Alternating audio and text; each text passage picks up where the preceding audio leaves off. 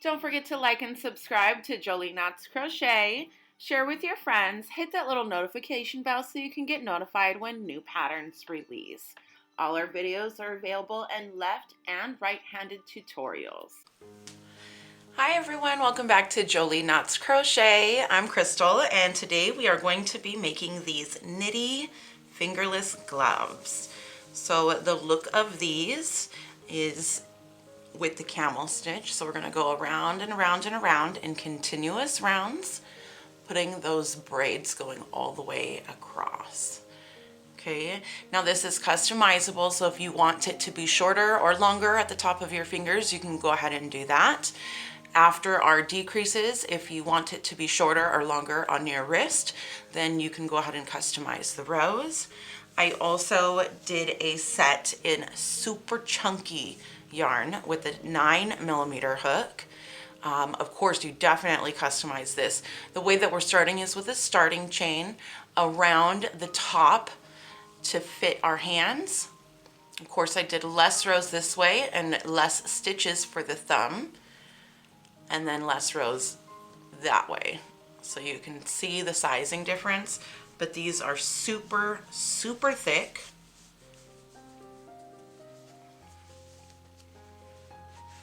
If you're in really cold weather and you're an experienced crocheter, you should be able to understand the increases and decreases for whatever size and whatever yarn that you are making, okay?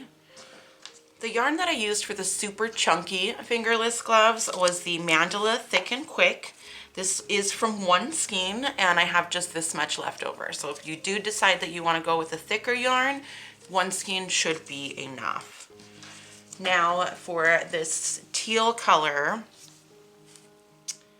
the color is called Sapphire, and this yarn is Fair Isle Nantucket. It says that it's a bulky 5-weight yarn, but I would really disagree with that.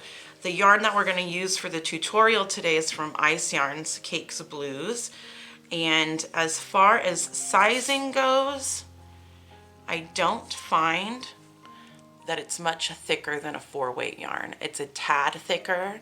I do think that this Cakes of Blues is an average 4-weight yarn, so this one might be a little bit of a heavier 4-weight yarn, but just barely. I really wouldn't consider it a 5 at all.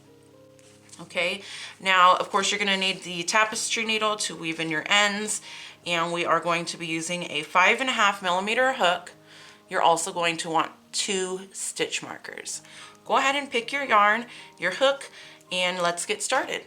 The yarn that we're using today is Ice Yarns Cakes Blues. This is just some extra that I had left over that I think will be enough for our gloves today. So this is what we're using. It is in the purple shades, and I can leave a link to that below. All right, so the first thing we're gonna do is take a slip knot, and we're gonna chain 22.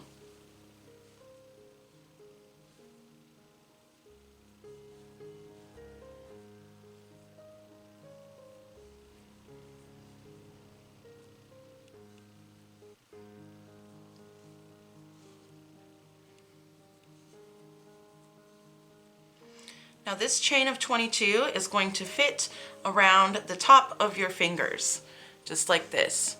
So if 22 does not fit yours, if you have larger or smaller hands, you can just chain the amount that will fit you. There is no amount of multiples, just have your chain fit the base of your fingers, okay? The next thing that we're going to do is slip stitch into the first chain, making sure not to twist your chain. Slip stitch into the first chain to join. Now our slip stitch is going to count as our first stitch in this row. So I'm going to take my stitch marker and I'm going to put my stitch marker in the front loop of my slip stitch. And that's really just going to help me count my rows up. Okay?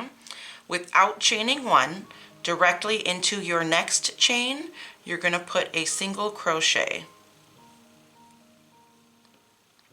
And now into your remaining 20 chains, or the remaining chains that you have for your size, you are going to half double crochet into every single chain until you get up to your stitch marker.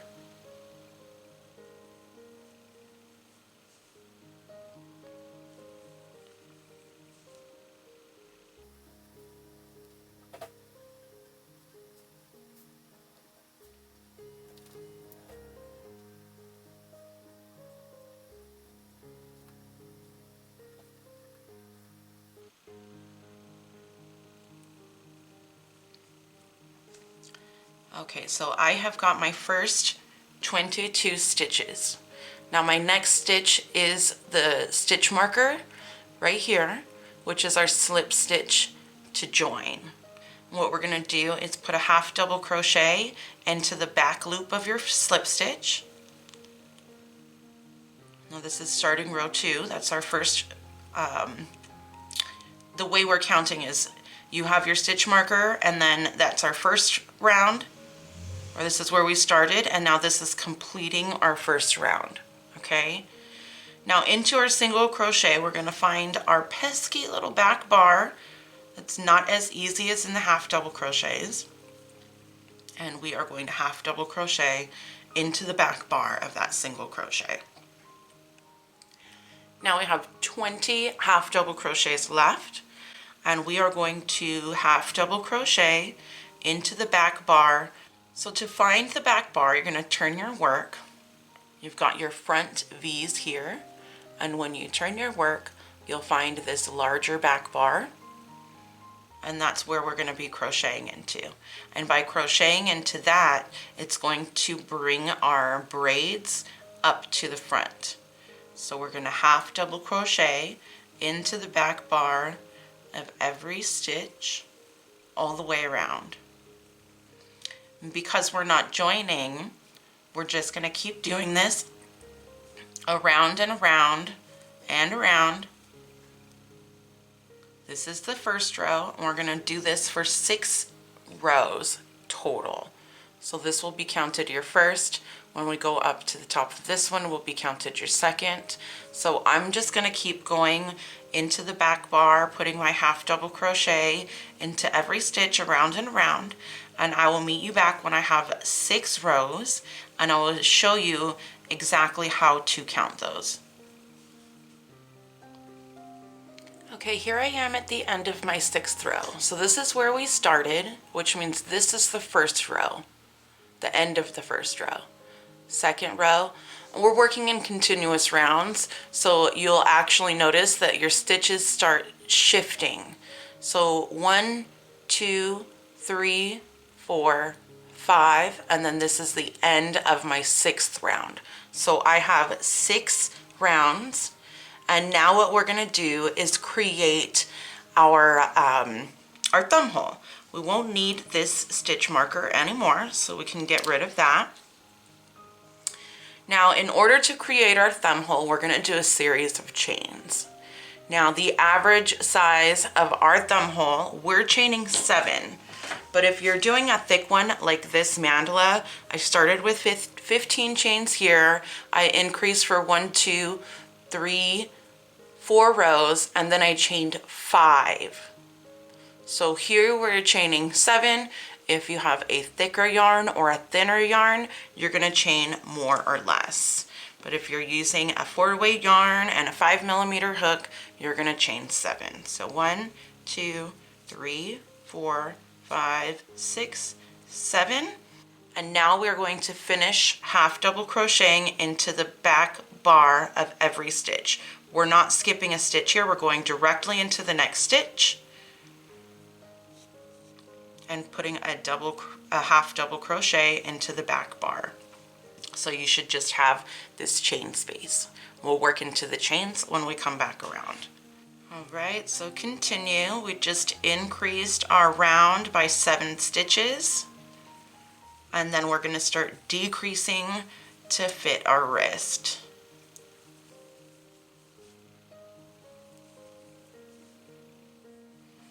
Okay, so here we are. I've just done my last half double crochet, and now I'm up to my chains. I should have 7 chains, so I'm going to half double crochet into each chain. 1, 2, 3, 4. Once you've got your 4th stitch, we're going to place a stitch marker into our 4th stitch because that's where we're going to put our decrease in the next round. 5, 6, and 7. Now it's going to look like you have 1 extra chain, but you don't. That's actually your first half double crochet. So if you look at the back, there is a back bar still of that half double crochet, and that's where you'll place your stitch.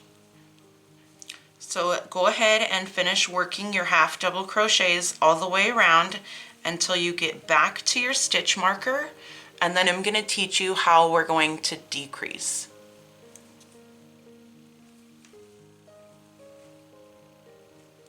Okay, now that I'm up to my stitch marker, what I'm going to do is decrease. And my decrease is still going to be into the back bars. I'm going to yarn over just as a regular half double crochet, go into the back loop and pull up a loop.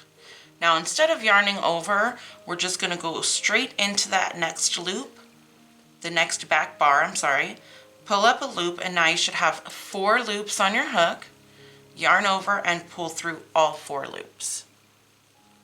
And now you're going to continue, well, now we're going to put our stitch marker into that stitch. And this is really just going to help us know where we are decreasing. It's not a huge deal if you don't use a stitch marker. We're just decreasing 1 stitch for the next 5 rounds. This is the first one, and then we'll have 4 more. So continue working your half double crochets until you get to your stitch marker. Do a half double crochet 2 together, so you're decreasing 1 stitch. Move your stitch marker up, and we're going to do that 5 whole times, and I will meet you back here once you've done that 5 times. Okay, so I just finished my 5th decrease, counting up from our stitch marker. 1, 2, 3, 4, 5. Now I do need to finish out my row, as this started with our rows are starting with decreases. So I just finished my 5th decrease, and now I'm going to come back around to finish out my row. So we're decreasing by 5 stitches. We increased here with 7 stitches, and now are decreasing 5 times. With this one, I started here with 5 stitches, and then I decreased 4 times because we want our wrist to be a tad bigger than where our fingers are. Let me finish out this row, and I will meet you right back here. Okay, here I am. I just finished out my last decrease row. Now I can get rid of this bottom stitch marker. I don't need that anymore. And this one, I'm going to go ahead and place in the last stitch. Now when I get back to my stitch marker again, I'm going to know that that's 1 round. So what we're going to do now is essentially, your glove should be fitting like this around now. So now we're just going to go around and around with no increasing and no decreasing, anywhere from 6 to 10 rows that you want. Most of my testers did 6 rows. I did 8 rows for this, but you might want it a little bit longer. You might want it shorter. You might want to stop right here.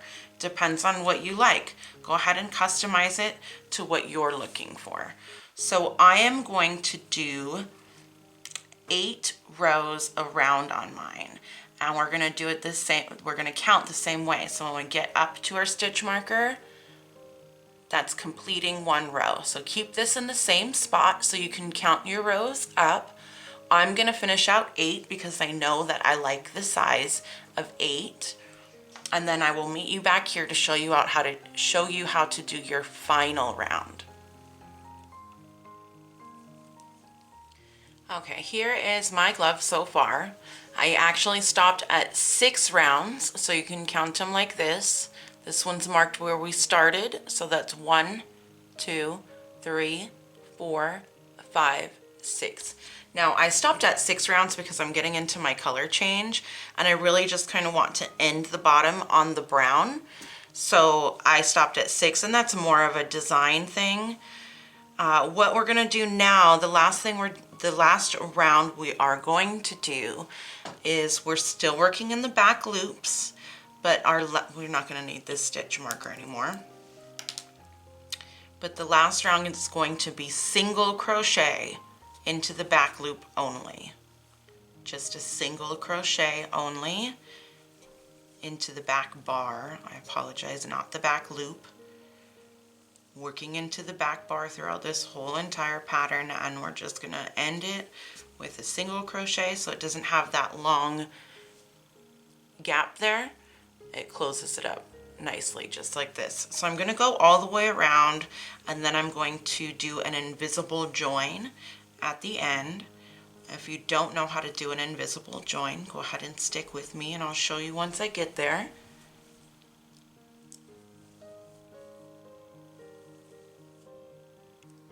Okay, this is our last half double crochet. Now this is the first single crochet that I worked into. Hopefully you can see it okay because of this brown color. But what I'm going to do now is to make this step down, I am going to slip stitch into the back bar of my single crochet, or just behind my single crochet. Okay, and then I'm going to turn my work coming from the inside, going into the next back bar of the next single crochet. I just don't want my knot poking out the top, so that's why I'm doing it this way. You could do it however you want, but that's the reason I'm doing mine this way. And then you can just cut your yarn, weave your ends in. In the top, when you weave your ends in, you're just going to want to go around to close up this gap, and it'll close up really nicely. And you've got your set of fingerless gloves. But of course you've got to make 2. We've just made that one. And there we go. I really like the way that this color came out. All right, everybody, thank you so much for watching. If you have made any of my creations, please join the Jolie Knots Crochet community on Facebook and show us the creations that you've made.